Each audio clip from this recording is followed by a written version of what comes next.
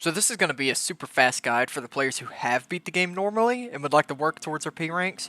I know my first playthrough, I literally just spammed shotgun parries my whole way through the game. I didn't start actually learning combos until I switched to brutal difficulty just for the sake of flexing that I beat brutal difficulty. I know I struggled with these P ranks, so hopefully this guide will help some other people who are struggling with the same shit because dear god this game is brutal. Now this will take time of course, and a lot of understanding to get these scores, so don't be discouraged as this guide was literally built on nothing but dying. Also, as a disclaimer before we get into it, I will be playing on brutal difficulty like I said, and I will not be doing the prime sanctums because I'm not psychotic, those are too difficult, and I'm a baby man. Also, you need to P rank everything else first, so this is a guide to that more than the sanctums.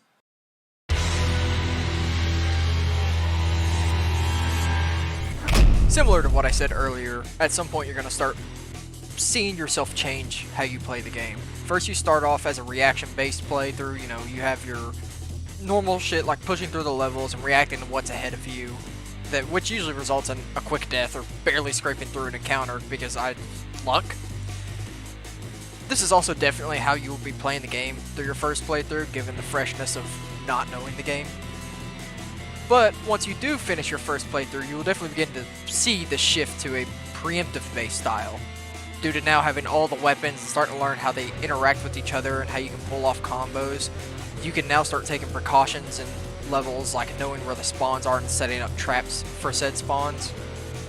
The style is definitely the best way to go for P rank, unless you're some insane monstrosity of nature who can P rank the whole game their first playthrough. Take this example in Cry for the Weeper. When I first walk in, I get rocked by 2 Maurices and a swords machine. So now next time when I walk in, I know what can be done about them. See, every enemy in this game has a weakness that can stagger, insta-kill, or get pretty close to insta-killing them. There's also defenses for certain enemies that do the exact opposite of that. So we're going to just run through the whole cast and see what we can use and can't use against these enemies. First we'll start off with the husks. Filth. I wrote filth in the script. It says the word filth. Filth, the generic horde enemy. Basically, kill him with anything. It's super easy, but I would suggest the Knuckle Blaster though.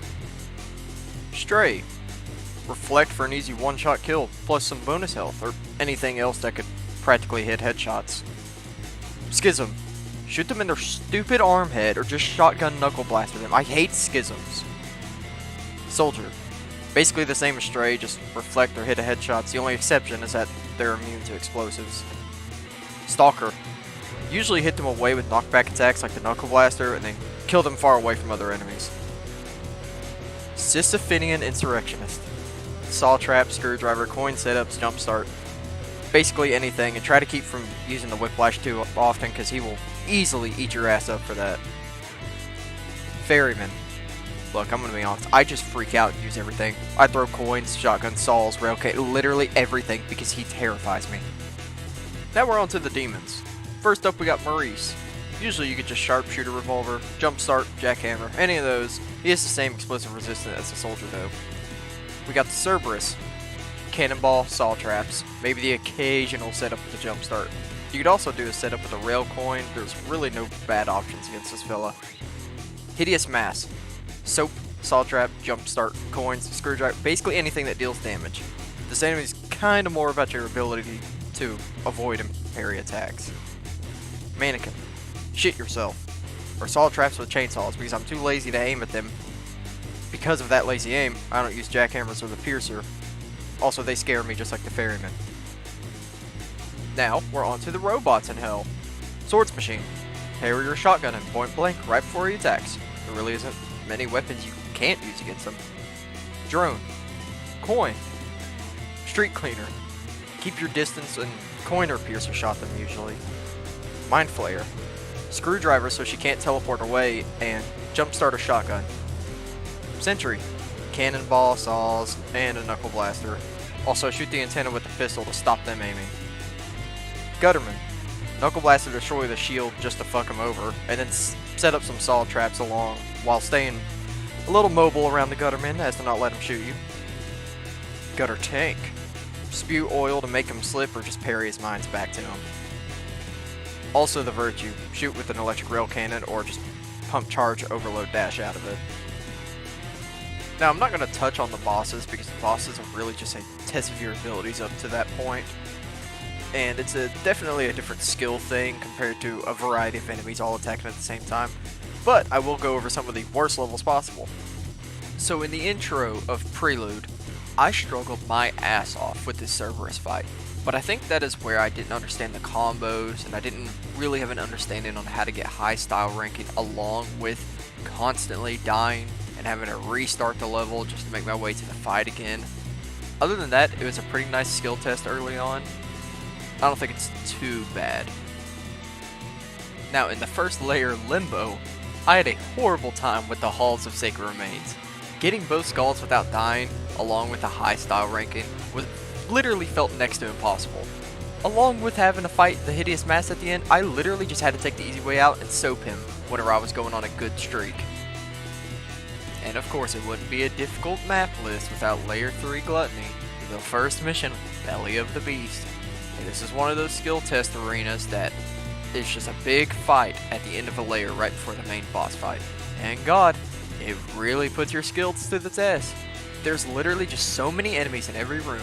The layout is wild. They put you right in the dead center of the room before the enemies spawn. And it's such a long mission that you have to have pretty good knowledge of the map layout, the understanding, and the combos in the game to get through it with a P rank. Now for a mission I don't see a lot of people talk about the difficulty. I struggled a lot in Wrath, Ship of Fools. For some reason, it just feels like a convoluted layout, and how long the level was? Dude, it just was a perfect storm for how horrible I was at it. It literally took me well over 2 hours to P rank this mission, just due to the shit ton of different enemies and how big the rooms are with no cover. It really felt challenging. And now the most final difficult level I've come across, other than P2 of course, is Cry for the Weeper in Heresy.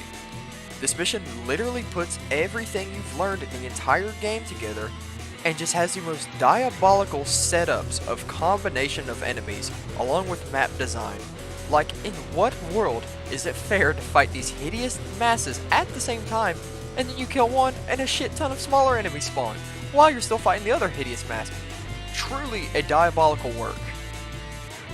Now that you know some of the pain of these levels, there are ways to make them easier, such as a lot of cool movement tech. Things you can do like slide jumping to keep your momentum going and, fuck around enemies, they can't hit you. Enemy stepping to reset your wall jumps. I literally didn't even know this was a thing until I started writing the script. And slam storage, which is just this.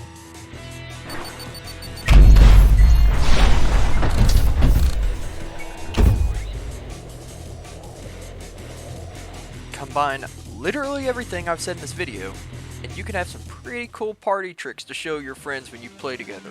Like this level for example.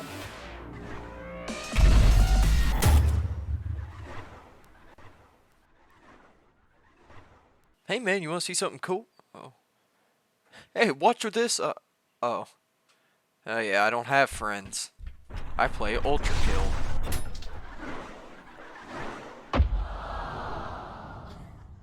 But anyways, all this was just a short guide on how to not have skill issues. This is just the things I wish I would have learned whenever I first started going for my P ranks, and I'm just trying to pass that knowledge on to somebody else who may need this. Now the only thing to do is just go in sandbox, play the game, have fun, figure out combos, do your thing. Go get your P ranks. Good luck.